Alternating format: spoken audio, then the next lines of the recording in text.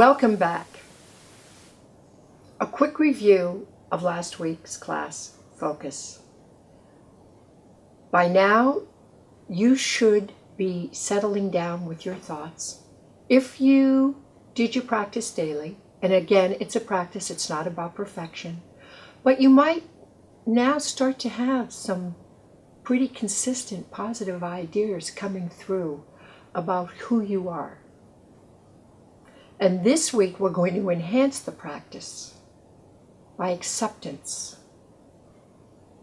This is something I personally struggled with most of my life because I always allowed my past and any mistakes I had made previously to define who I was as a woman.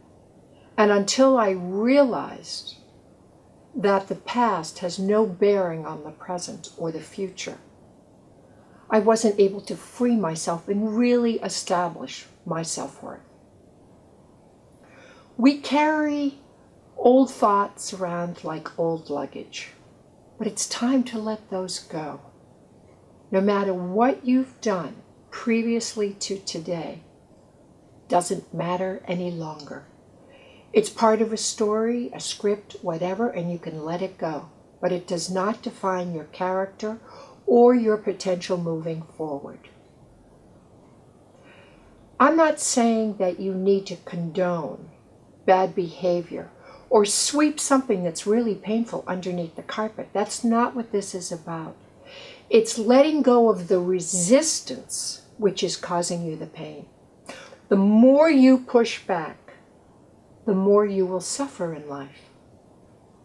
And if you just go with the flow and less resistance, you're able to be more peaceful and more loving. And you need to be that for yourself.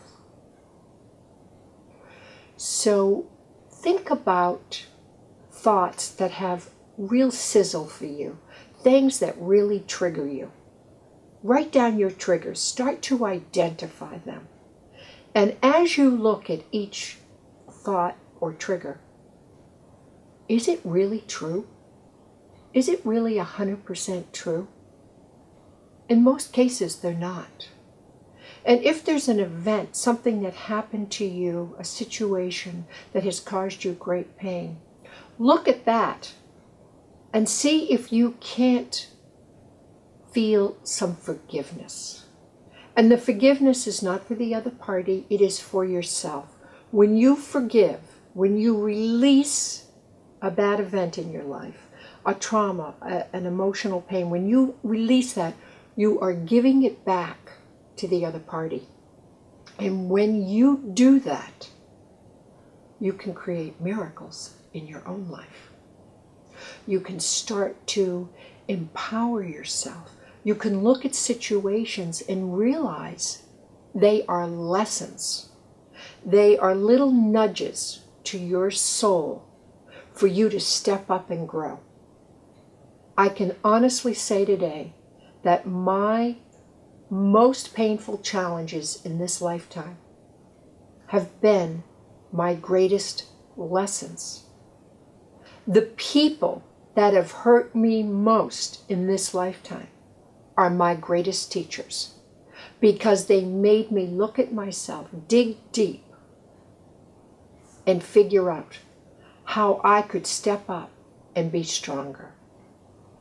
So when you reframe these situations and you look at them as lessons, as an opportunity for you to grow, and you let go of the resistance, you are now starting to reclaim your power, stand up, and be centered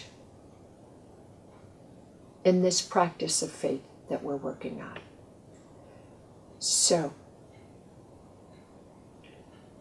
write down anything that has sizzle, start to reframe it, what can you learn from it, and identify who your greatest teachers have been in this lifetime. And next week we'll review this in our third class, and thank you so much for joining me.